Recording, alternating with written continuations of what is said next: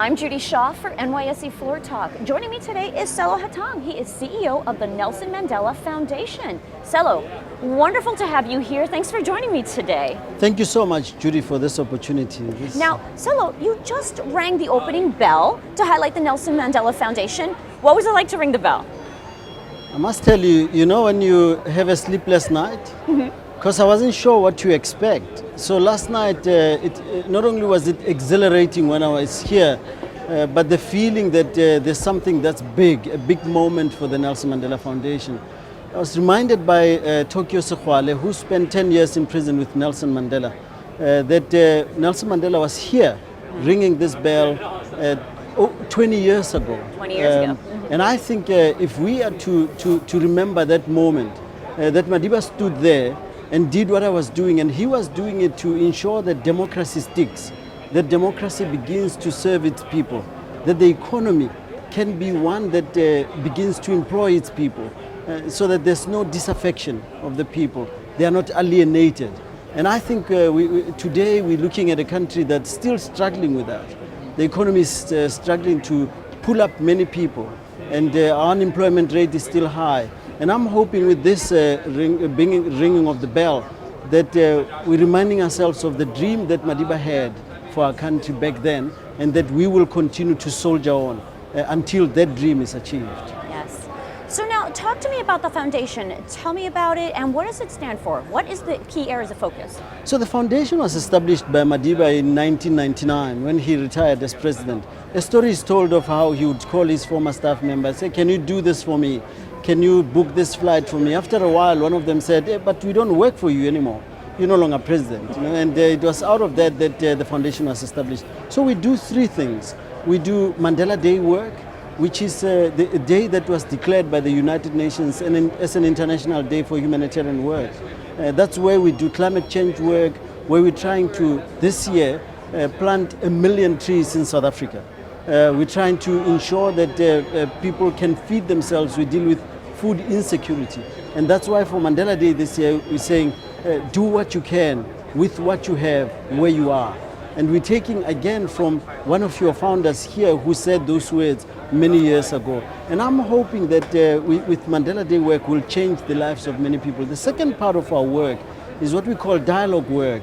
This year, we're going to be hosting the Prime Minister of Barbados, Memia Moodley, who will then be dealing with the issue of climate change in November. And the lecture has hosted people like President Clinton. We've hosted people like President Obama. So it's the 20th edition this year. And our dialogue work is dealing with intractable social problems, whether they be global or local, that it's a local issue that we're dealing with. And then there's the last part is what we call memory work. We've been bequeathed by Nelson Mandela of his private papers. So next time you come, Judy, to South Africa, love to show you those papers, because in there you have Nelson Mandela having written his letters from prison, him with the notes that he made about the country he dreamed of, how to deal with HIV/AIDS, for example, as a pandemic. We're facing another pandemic. We could learn some lessons from that time. So that's the work that we do. All of it is about ensuring that we build a socially just country. Okay, so tell me, Sello, why are you in New York? Well, you know, this has been one of the most successful trips we've had. We're trying post-COVID to ensure that people are aware of our work, that people can continue to contribute to the work that we're doing, particularly when it comes to early childhood development. We hosted Thomas Piketty in 2015, and he said that for us to break intergenerational poverty, we must start with them young. In other words, give them opportunities when they are young, that their education is one that can help boost them. I come from a family of 6 children. My mother was a single parent who lost 4 of her children. She was illiterate. And we're trying to undo that kind of issues that came with apartheid, to say today children shouldn't be wounded like me, that they look back and they think, I could have had a better childhood had there been early childhood development that then at least gave me a good start. So I'm here to then say to the American publics that help us join our movement in building a socially just world.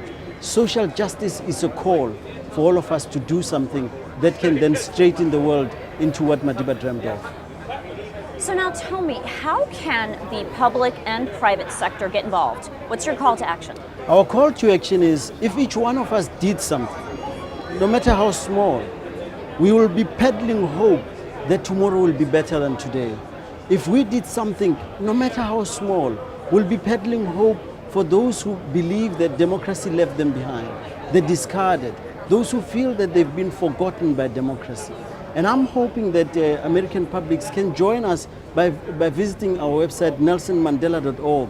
And that way, you will see the programs that we have. You'll help contribute to our tree planting, for example. You'll contribute to our infrastructure work where we're dealing with early childhood development.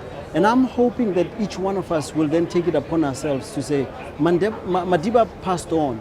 Despite him passing on, we are here to help build that country that he wanted to have. We are here to help build the world that cares about those discarded people.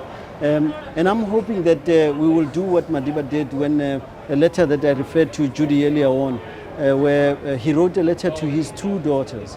And in it, I paraphrase, he said, I hear that you miss me and you want to know when I will come back. I do not know, my darlings, when I will return.